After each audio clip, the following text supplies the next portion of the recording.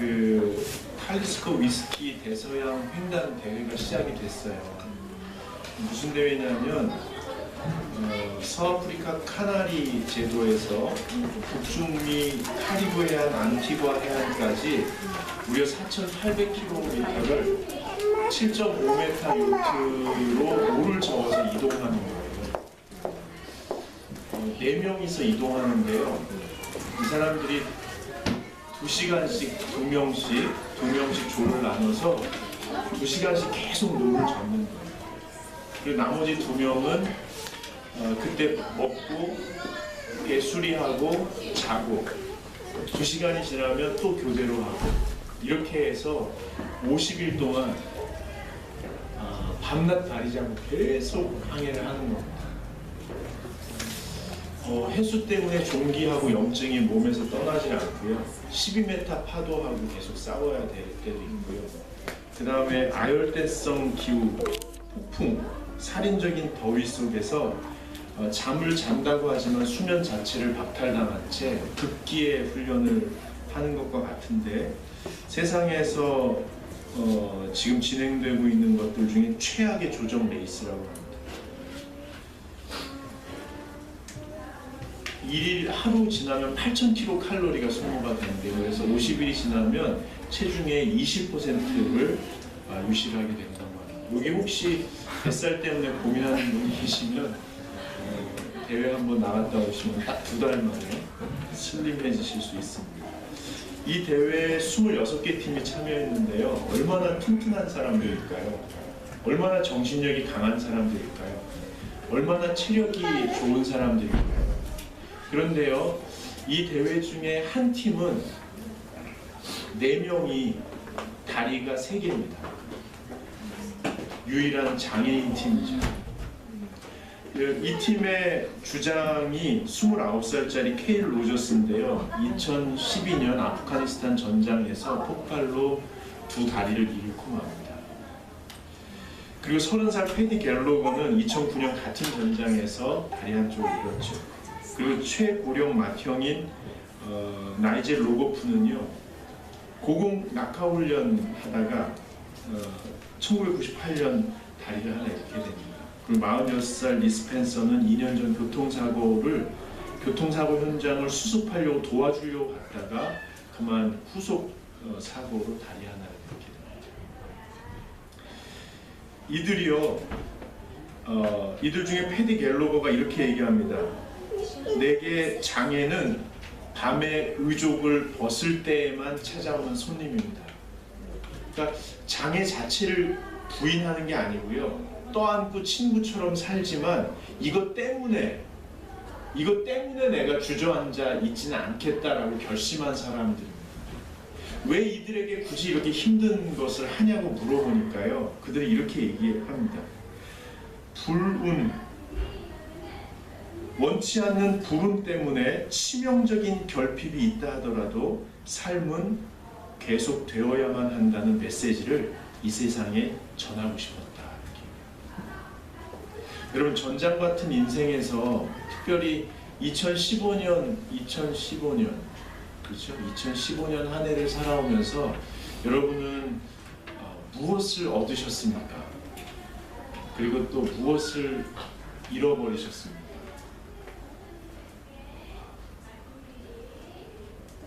저는 3개월 전에요. 이렇게 결심을 했어요.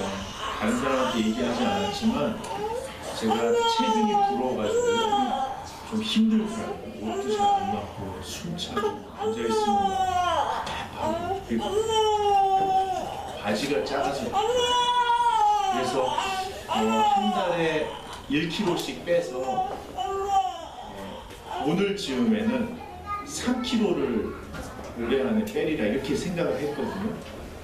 그리고 쉽게 생각했어요. 그런데 정말로 1kg씩 정확히 한 달에 1kg씩 불어서 지금 3kg가 쪘어요.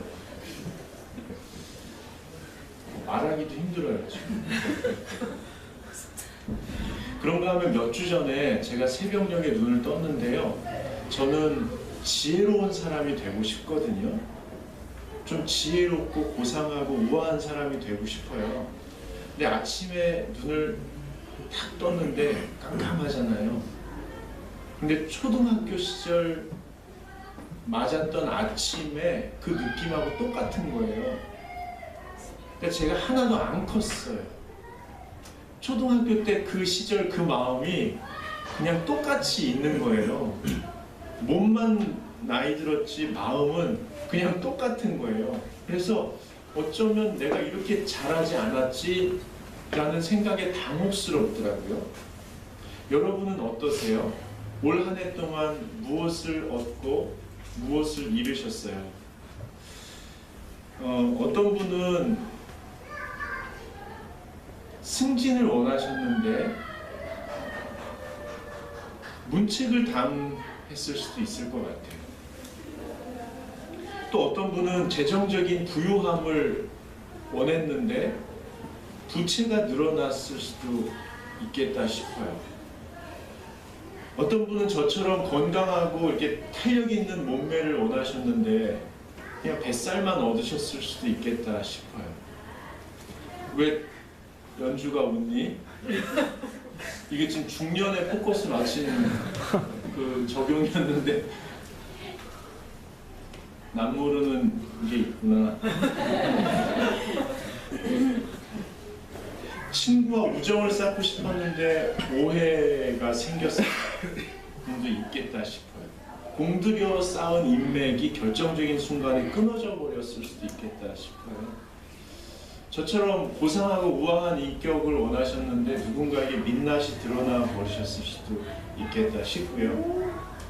또 하나님과 더 친밀해지고 신앙이 깊어지고 열정적으로 살고 싶었는데 오히려 하나님과 더 멀어지고 신앙이 약해지고 열정이 식어버리셨을 수도 있겠다 싶어요.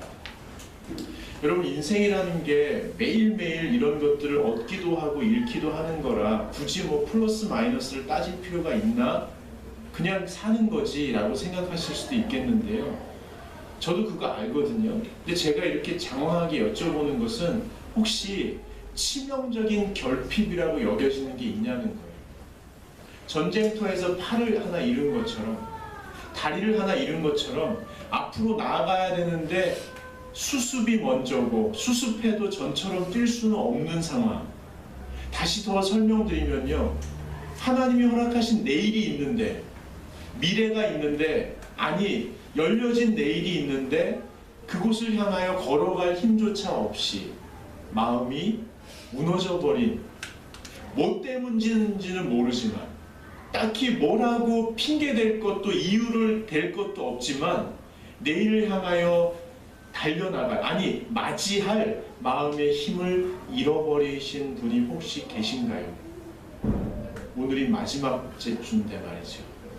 다음 주면 내년이거든요. 우린 내년을 어떻게 맞이해야 될까요?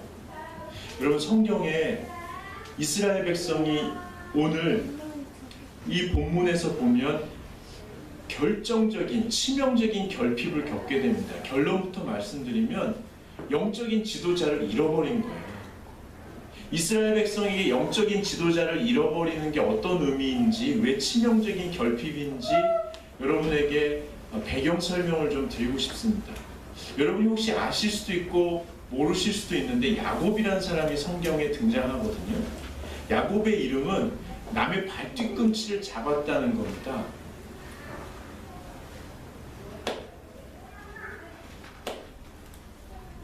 우리 오 집사님 잠깐만 나와주시겠어요?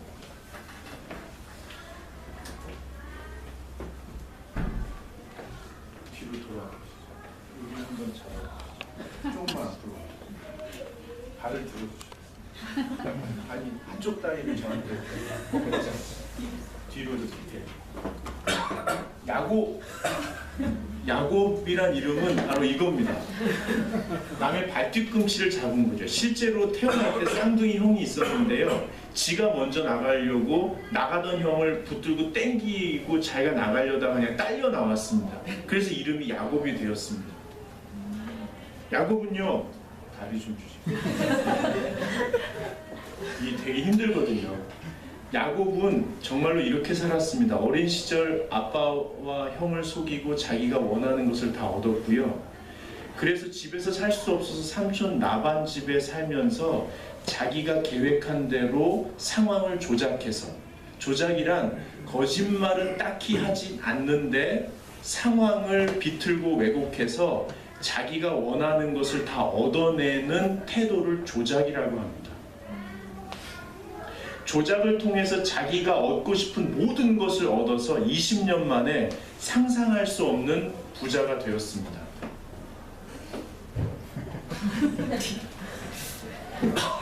그리고 집으로 20년 만에 집으로 돌아가는데 야복강에서 밤새 천사와 씨름합니다. 이 성경에서 누군가와 씨름할 때는 고민하는 것을 말합니다.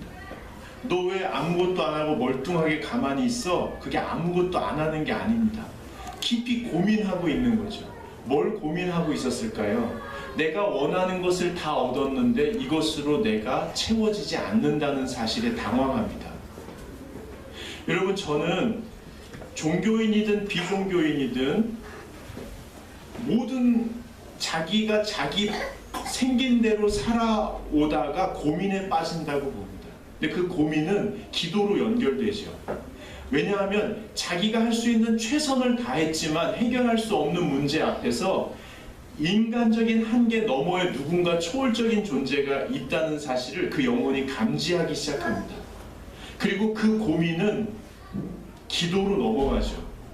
그래서 야곱은요, 자기가 인생을 살아오면서 생긴 대로 붙들고 뒤꿈치를 붙들던 대로 하나님을 붙들기 시작합니다. 생긴 대로 붙드는 거죠. 왜 청년들에게 열심히 살라고 하냐면요, 왜 청년들에게 방향을 잡지 못한 상태에서라도 성실하게 진심으로 살라고 하냐면요, 그렇게 살아야 나이를 먹을수록 하나님 앞에 설 수 있는 사람이 됩니다. 그렇게 살아야, 배가 동력이 있어야 방향을 잡아줄 때 제대로 갈 수 있기 때문에 그렇습니다. 그렇게 기도하다가 하나님을 만나는데요, 야곱이 자기 생긴 대로 발뒤꿈치를 잡듯이 하나님 앞에서 하나님을 붙드는데요, 그때 깨닫습니다.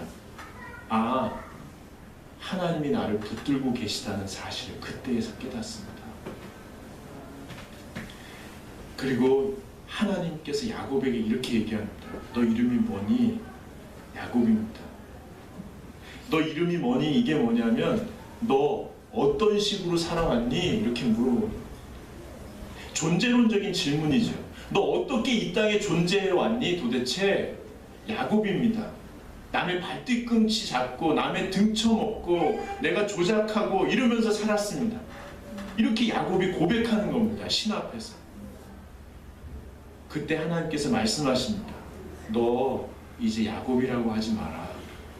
너 이제 이스라엘이라고 해라. 이스라엘, 아세르 엘, 아세르 잡히다, 엘 하나님, 하나님에게 잡힌 존재가 되어라 라고 말씀하십니다. 이게 야곱의 새로운 정체성이 됩니다. 정체성은 그의 삶의 동력이 됩니다. 너 누구니? 나 하나님께서 책임져 주시는 사람이야. 나 하나님께 붙들린 사람이야. 너 뭐 할 수 있니? 나 하나님께 붙들려 있을 수 있어. 여러분, 그래서 그리스도인의 정체성은 하나님의 자녀입니다. 그래서 그리스도인이 살아가는 동력의 가장 기초는 바로 이것입니다. 하나님께 붙들려 있는가. 그래서 그는 스스로에게 늘 물어봅니다. 나는 하나님께 붙들려 있는 존재라는 사실을 인정하며 살아가는가. 내가 온 힘을 다하여 생긴 대로 살아가는 그 힘을 하나님께서 나를 붙들고 계시다는 사실을 붙들며 살아가는가. 이게 그리스도인의 정체성이 됩니다. 그때부터 이스라엘 백성에게 제일 중요한 것은 이 정체성을 확인하는 것입니다. 그 정체성을 확인해주는 존재가 누구냐면 영적인 지도자였습니다. 제사장이죠. 온 백성에게 여러분이 누굽니까? 저는 하나님께 붙들림 받은 사람입니다. 여러분 지금 하나님께 붙들려 있습니까? 예, 제가 지금 하나님께 붙들려 있습니다. 여러분도 그것을 믿음으로 받아들이십니까? 예, 그렇습니다. 이렇게 물어보는 사람이 영적인 지도자였습니다. 그리고 개인에게는 영성이 중요해졌습니다. 영성, 영혼의 횃불이죠. 영혼의 횃불이 타오르면서 내가 하나님께 붙들려 있는 존재라는 것을 내가 자각하고 있는 거예요. 왜 기도하냐면 그 횃불을 타오르게 하기 위해서 기도하는 것입니다. 어떻든 어린이 설교에서 성경 이야기에서 들은 대로 엘리 제사장이 영적으로 무뎌졌습니다. 그래서 이스라엘 백성의 그 정체성을 확인할 수 없게 되었죠. 그 엘리 제사장의 아들이 홈리와 비느하스입니다. 이 제사장직을 그대로 물려받는데요. 이 홈리와 비느하스가 예배에서 생활에서 타락하게 됩니다. 그러면서 이스라엘 백성은 영적인 지도자를 잃어버리게 됩니다. 말씀 들은 대로 정체성이 흔들리니까요. 외부로부터의 공격에 취약해지죠. 그래서 블레셋이 공격했을 때 1차에서 4,000명이 죽습니다. 2차에서 3만 명이 죽습니다. 그리고 법궤를 빼앗겨 버립니다. 법궤는요 아이콘이고 심벌이었습니다. 하나님이 우리와 함께 하신다는, 법궤 속에는 십계명이 들어있었거든요. 십계명에는 하나님께서 우리와 함께 하신다, 하나님의 백성으로서 우리가 어떻게 살아야 되는지에 대한 이야기가 들어있었습니다. 그걸 잃어버린 겁니다. 여러분 결혼할 때 반지 주고 받으셨나요? 혹시? 반지. 우리 옛날에 부모님이 치아가 약해지시면 틀니 해드렸거든요. 틀니. 우리 어머니도 주무실 때 탁 넣고 가벼운 마음으로 주무셨어요. 그 물컵에 들어있던 틀니를 이렇게 봤습니다. 아이들이 학교 갈 때 도시락 사왔죠. 반지, 틀니, 도시락. 이것은 서로가 서로를 사랑한다는 아이콘이고 심볼이고 사랑의 증표였습니다. 언약궤를 잃어버렸다는 것은 하나님이 우리와 함께 하신다는 그 정체성을 상실했다는 뜻입니다.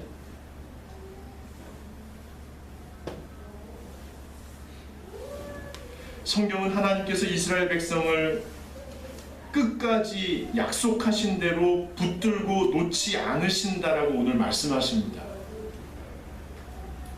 그리고 엘리 제사장이 점점점 힘을 잃어갈 때 이미 하나님께서는 어린 사무엘을 준비시키셔서 이 사무엘이 신앙 안에서 잘 자라남으로 그 빼앗겼던 언약궤를 다시 회수하고 이스라엘 백성을 모아서 마음과 생활의 질서를 다시 한번 확립하고 영적으로 깨어서 하나님의 자녀됨의 정체성을 회복할 수 있도록 도와주신다고 이렇게 말씀하십니다. 그러므로 우리들도요, 어떤 치명적인 결핍으로 내일을 맞이할 수 없을 때 기억해야 할 것이 있다면 하나님께서 우리를 놓지 않고 회복시키고 이미 붙들고 계시다는 사실을 그대로 받아들이는 겁니다. 그래서 사무엘이 오늘 하나님께서 사무엘을 통해서 하시는 일이 뭐냐면, 내가 금식해서 잘 됐어요, 내가 회개해서 우리 민족이 잘 됐어요, 내가 예배해서 잘 됐어요 라고 공치사하는 것을 금지시키십니다. 그리고 에베네셀이라는 돌을 세우셔서 하나님께서 지금까지 여기까지 도와주셨다, 하나님께서 매 순간 도와주셔서 지금 우리가 승리하는 것이다 라고 기념할 수 있는 돌을 세우게 하셨습니다. 그러므로 우리들도요, 우리를 놓지 않으시고 붙들고 계시는 하나님의 손길을 신뢰하고 하나님께서 여기까지 도우셨다는 것을 기억하는 것이 우리가 할 일입니다.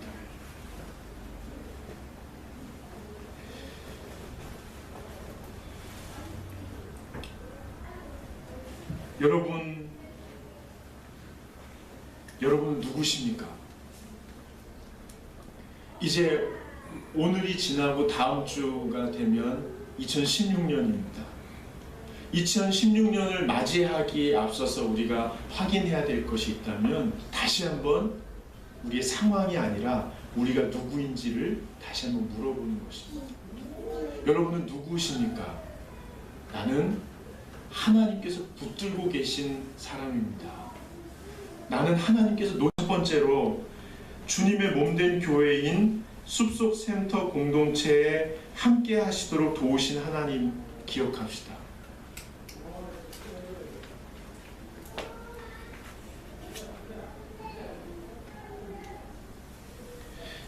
우리 교우들이 얘기해요. 지난 며칠 전이죠. 그저께 성탄 예배를 하고 나서도 사람들이, 교우들이 얘기해요. 우리 교회에 예배가 참 좋다. 그렇게 얘기해요. 얘기하라고요. 아니요, 얘기를 하시더라고요. 우리 교회 참 좋다. 우리 교회 공동체가 참 좋다. 우리 교우들이 이 예수님의 몸인 교회를 참 좋다고 얘기합니다. 여러분, 7장 2절 말씀을 한번 읽어보십시다. 같이 읽겠습니다. 그가 기럇 여아림에 들어간 날부터 20년 동안 오래 있은지라 이스라엘 온 족속이 여호와를 사모하니라. 아멘. 여러분, 저는 하나님께서 도와주신 가장 큰 일은 이스라엘 온 족속이 하나님을 사모하는 마음을 회복시켜 주신 것. 저는 가장 감사하고 기뻐할 일이라고 믿습니다.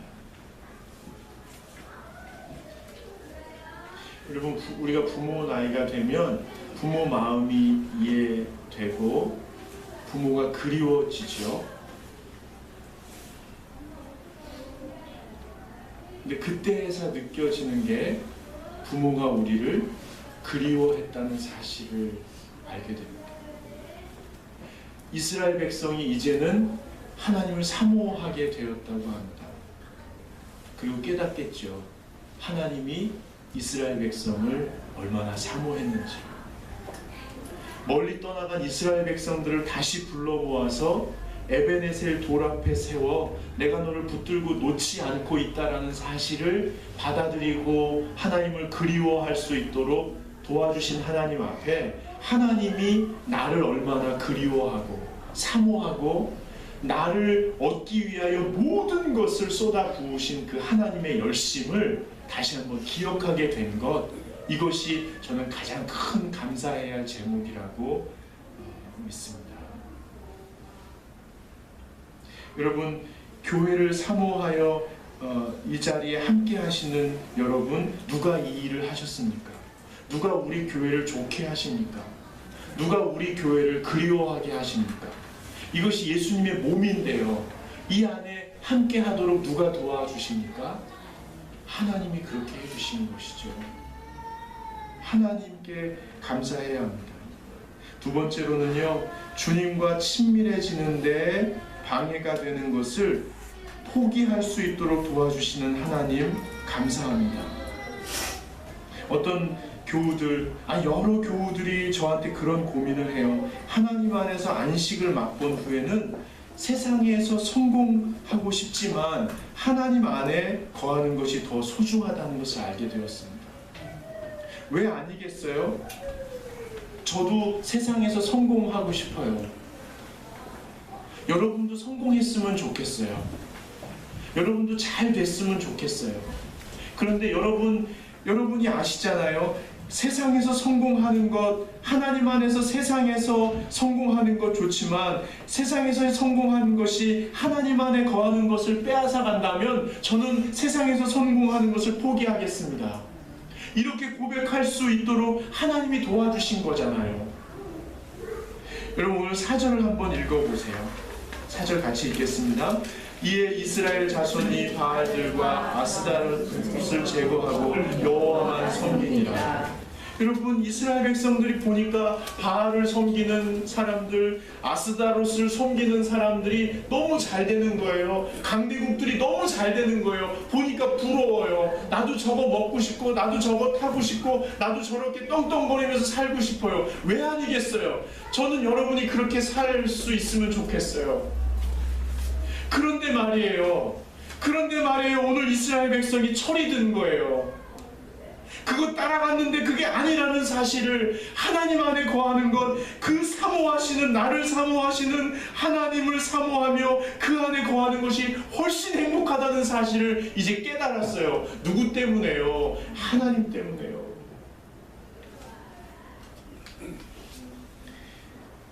여러분, 하나님께서 우리를 여기까지 도와주셨습니다.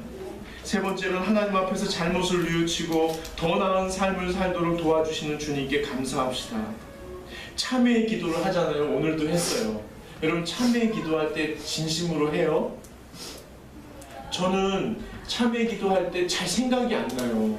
그래서 여러분한테 안내하는 거예요. 한두 가지라도 구체적으로 하나님께 내가 아는 단어와 표현으로 잘못하는 것을 고백해 보자고. 그때예요, 아이들이 멀뚱멀뚱하는 것 같은데요, 몇몇 아이들은 또 이렇게 기도를 하는 거예요. 여러분, 우리가 하나님께 잘못했다고 기도해요. 교인들 중에도요, 자기가 잘못했대요. 하나님과 더 가깝게 지내고 싶은데 자기에게 믿음이 부족하대요. 자기에게 열심이 부족하대요. 자기가 실수한 게 있대요.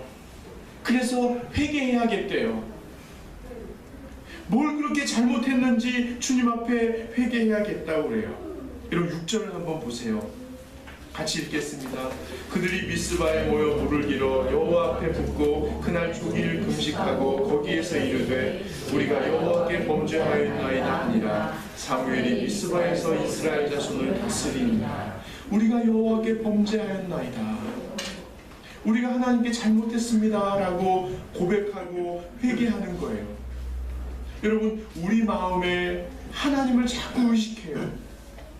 하나님 앞에 나를 비추어 봐요. 하나님이 나의 영혼의 거울이에요. 하나님의 말씀이 내 삶의 기준이에요. 그래서 계속 기도해요. 다시 돌아와요. 먼 길을 갔다가 다시 주님 앞에 와요. 잘못했다고 그래요. 이게 누구 때문에 그래요? 우리가 철드는 거예요? 누구 때문에 철든 거예요? 하나님이 도와주시는 거예요. 하나님이 붙들어 주시는 거예요. 하나님이 나를 꼭 붙들고 계시는 거예요. 믿음은 내가 하나님을 붙드는 게 아니에요. 하나님이 나를 붙들고 계시다는 사실을 알아가는 거예요. 우리가 신앙은 우리가 하나님을 포기하지 않는 게 아니에요. 우리를 포기하지 않고 붙들고 계시고 온 힘을 다하여 우리를 끌어안으려고 애쓰시는 하나님의 몸부림을 내 영혼이 느껴가는 것이 신앙생활이에요.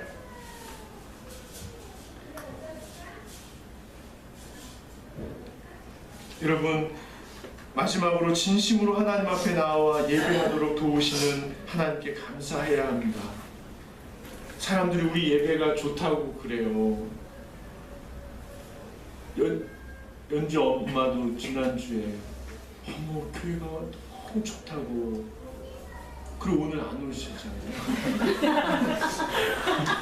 그 원래 다른 교회 열심히 출석하시는 분이가 잠깐 방문하셨는데 우리 교회 예배가 너무 좋대요. 우리 교우들이 설교 얘기는 안 해도 우리 예배가 너무 좋대요. 멀고 바쁘고 놀고 싶고, 그런데도 주일날마다 가끔 빠지든 가끔 오든 모여서 우리가 막 예배하잖아요. 예배.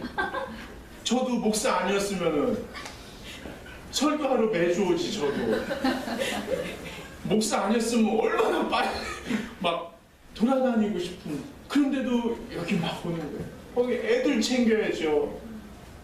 남편 챙겨야죠. 부인 챙겨야죠. 집안마다 각각 상황은 다르지만 서로 막 챙기고 해가지고 막 주렁주렁 달고 막 여기까지 오고 막, 그리고 예배해요. 하나님이 예배할 수 있도록 도와주셨어요. 여러분, 어떤 아이가 아파서 병문안 간 적 있어요. 병문안도 가면 되는 데가 있고 가면 안 되는 데가 있다고. 갔더니 그 아이 할머니가 그러시는 거예요. 권사님, 우리 교회 아주 열심히 있는 권사님이신데 그러는 거예요.